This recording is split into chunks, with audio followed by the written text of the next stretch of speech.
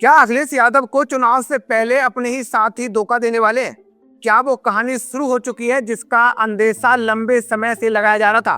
क्योंकि राजनीति में कई बार दुश्मन से ज्यादा खतरनाक वो होता है जो आपके साथ खड़ा दिखाई देता है। दोस्तों, उत्तर प्रदेश की राजनीति में इस वक्त जो सबसे बड़ा खेल चल रहा है वो सिर्फ बीजेपी बनाम समाजवादी पार्टी की लड़ाई का नहीं है। असली खेल अंदर खाने, सहयोगियों, भरोसे और राजनीतिक टाइमिंग का है। और आज जो तस्वीर लखनऊ से सामने आई उसने एक बड़ा सवाल खड़ा कर दिया है। आज जो हुआ उसने इस चर्चा को और हवा दे दी है। कांग्रेस के दो बड़े चेहरे अचानक मायावती के दरवाजे पहुंच गए।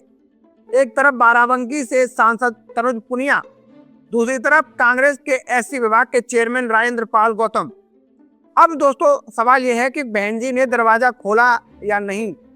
असली सवाल यह है कि कैमरों के सामने ये पूरा घटनाक्रम क्यों हुआ, मैसेज क्या देना था, और सबसे बड़ा सवाल, ये मैसेज किसके लिए था? बीजेपी के लिए या अखिलेश यादव के लिए? दोस्तों देखिए, राजनीति में कोई भी कदम बिना मैसेज के नहीं उठाया जाता, खासकर तब जब चुनाव करीब हो और जहां मैसेज बहुत साफ दिखाई दे रहा है। दोस्तों, कांग्रेस शायद ये दिखाना चाहती है कि अगर उसे सम्मानजनक हिस्सेदारी नहीं मिली तो उसके पास दूसरे रास्ते भी खुले हैं। यानी समाजवादी पार्टी को यह एहसास दिलाया जा रहा है कि हमारे बिना आपका खेल अधूरा है। अब सवाल दोस्तों ये है, क्या कांग्रेस सच में समाजवादी पार्टी के साथ पूरी मजबूती से खड़ी है या फिर अंदर खाने कोई दूसरा खेल चल रहा है? क्योंकि इतिहास उठाकर देख लीजिए दोस्तों, कांग्रेस की राजनीति हमेशा दो ट्रैक पर चलती रही है। एक तरफ गठबंधन तो दूसरी तरफ खुद को मजबूत करने की कोशिश। और यूपी में इस वक्त कांग्रेस की सबसे बड़ी चिंता क्या है? दोस्तों, सत्ता नहीं, जमीन नहीं। कांग्रेस को यह अच्छी तरह पता है कि अगले 5 से 10 साल में वो अपने दम पर यूपी की सत्ता में नहीं आ सकती। लेकिन कांग्रेस ये भी समझती है कि अगर उसने अभी अपनी जड़ें मजबूत नहीं की तो आने वाले समय में वो सिर्फ सहयोगी दल बनकर रह जाएगी। और दोस्तों, यही वजह है कि कांग्रेस अब यूपी में खुद को मुख्य खिलाड़ी की तरह पेश करना चाहती है। दोस्तों, आपने देखा होगा लोकसभा चुनाव 2024 में कांग्रेस को यूपी में जो 6 सीटें मिली उससे पार्टी के अंदर एक नई ऊर्जा आई है। पार्टी को लगने लगा है कि जमीन पूरी तरह खत्म नहीं हुई है।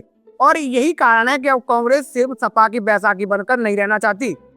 वो चाहती है कि यूपी की राजनीति में उसके नाम की अलग चर्चा होनी चाहिए, अलग पहचान होनी चाहिए, अलग ताकत दिखनी चाहिए। अब यहाँ दोस्तों कहानी और दिलचस्प हो जाती है, क्योंकि अखिलेश यादव लगातार क्या कहते हैं? वो लगातार कह रहे हैं कि हम कांग्रेस के साथ मिलकर चुनाव लड़ेंगे। वो हमेशा गठबंधन की बात करते रहे हैं और 2024 लोकसभा चुनाव में उन्होंने कांग्रेस की अपेक्षा से ज्यादा सीटें दी। पहले दोस्तों जो चर्चा थी वो थी 10 से 12 सीटों की, लेकिन बाद में कांग्रेस को 17 सीटें दी गई। सीटों की अदला बदली तक हुई। यानी रिश्ते निभाने के लिए अखिलेश यादव ने काफी लचीलापन दिखाया। लेकिन सवाल यही है, क्या सामने वाला भी उतनी ही ईमानदारी से रिश्ता निभा रहा है? क्योंकि बिहार का उदाहरण आपके सामने है दोस्तों। वहां पर आपने देखा होगा तेजस्वी यादव के साथ कांग्रेस का रवैया कई लोगों को असहज लगा। तेजस्वी यादव जो थे वो मैदान में अकेले दौड़ते दिखाई दिए। मुद्दे अलग अलग थे, अलग अलग प्रचार था और आखिरी वक्त तक मुख्यमंत्री चेहरे पर अस्पष्टता नहीं थी। तो दोस्तों, इसका नतीजा आपके सामने है, विपक्ष को नुकसान हुआ। अब यही डर समाजवादी पार्टी के अंदर भी चर्चा का विषय बन रहा है। क्या कांग्रेस यूपी में भी वही रणनीति अपनाई? ऊपर से गठबंधन, अंदर से खुद की जमीन मजबूत करने का खेल। दोस्तों, अब जरा उस तस्वीर को फिर याद कीजिए। कांग्रेस के नेता बहन जी के घर पहुंचते हैं, वो भी ऐसे समय में जब राहुल गांधी यूपी में सक्रिय हैं। तो दोस्तों, क्या इतना बड़ा कदम बिना आलाकमान की जानकारी के हो सकता है? क्या कोई सांसद और राष्ट्रीय स्तर का नेता यूं ही बहन जी के दरवाजे पहुंच जाएगा? दोस्तों, राजनीति को करीब से समझने वाले जानकार कहते हैं कि नहीं, यानी कहीं ना कहीं कांग्रेस एक पॉलिटिकल टेस्ट जरूर ले रही है। देखना चाहती है कांग्रेस कि अगर बीएसपी के साथ बातचीत की आवाज छोड़ी जाए तो राजनीतिक माहौल में कैसे गर्मी आती है, कैसे माहौल बदलता है। और सच कहें दोस्तों, माहौल बदल भी गया। अचानक कांग्रेस चर्चा के केंद्र में आ गई। टीवी डिबेट में चर्चा, सोशल मीडिया पर बहस, सपा समर्थकों का गुस्सा और बीजेपी की प्रतिक्रियाएं। यानी कांग्रेस वही हासिल कर गई जो वो चाहती थी। दोस्तों, मुख्य चर्चा में वापसी। और कांग्रेस का मानना हमेशा से रहा है कि वो सिर्फ गठबंधन से नहीं, माहौल से मजबूत होती है। पार्टी के कई नेता मानते हैं कि कांग्रेस एक मास मूवमेंट है। जब उसके नाम की चर्चा बढ़ती है तब उसका जनाधार भी वापस आने लगता है। और यही वजह है कि कांग्रेस इस वक्त यूपी में हर वर्ग के बीच कार्यक्रम कर रही है। दलित सम्मेलन, ओबीसी सम्मेलन, संविधान बचाओ यात्रा, सब कुछ एक बड़ी रणनीति का हिस्सा माना जा रहा है दोस्तों। और सबसे बड़ा जो इसका लक्ष्य है वो क्या है, वो भी समझिए। ब्राह्मण प्लस दलित प्लस मुस्लिम समीकरण को फिर से खड़ा करना है कांग्रेस का लक्ष्य, यानी वो पुराना कांग्रेस मॉडल जिसने कभी यूपी की राजनीति पर दशकों तक राज किया। पंडित गोविंद बल्लभ पंत से लेकर नारायण दत्त तिवारी तक कांग्रेस का लंबा इतिहास रहा है। यूपी में पार्टी अब उसी इतिहास को फिर से जिंदा करना चाहती है। लेकिन दोस्तों यहाँ सबसे बड़ा सवाल यही है, अगर कांग्रेस अपनी जमीन मजबूत करने निकली है तो क्या वो समाजवादी पार्टी को पूरी ताकत से आगे बढ़ने देगी?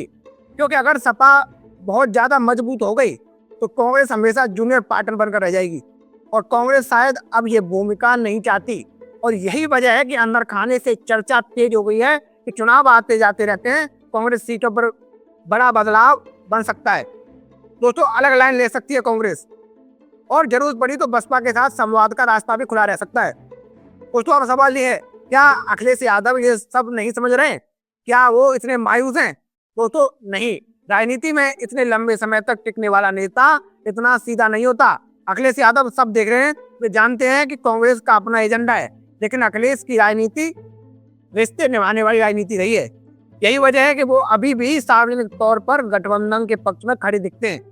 लेकिन एक बात समझिए दोस्तों, अखिलेश यादव नेताजी मुलायम सिंह यादव के बेटे हैं और दोस्तों आपको याद होगा, और नेताजी हमेशा कांग्रेस को लेकर सतर्क रहते थे। उन्हें लगता था कि कांग्रेस समर्थन तो लेती है लेकिन बदले में राजनीतिक नुकसान छोड़ जाती है। 2009 के बाद यूपीए सरकार को समर्थन, अमर सिंह प्रकरण, सीबीआई केस, ये सारी बातें समाजवादी पार्टी के पुराने नेताओं के जहन में आज भी जिंदा हैं। तो क्या इतिहास खुद को दोहराने जा रहा है? क्या अखिलेश यादव को चुनाव से पहले बड़ा झटका मिल सकता है?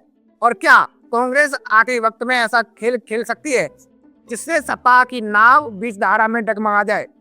ये सारे सवाल अब सिर्फ अफवाह नहीं रहे बल्कि राजनीति के गलियारों में खुलकर पूछे जाने लगे हैं दोस्तों। लेकिन कहानी यही खत्म नहीं होती है, क्योंकि अंदर की खबर ये भी है कि अखिलेश यादव भी पूरी तैयारी में है। वो सिर्फ इंतजार नहीं कर रहे बल्कि अपना प्लान भी तैयार कर चुके हैं।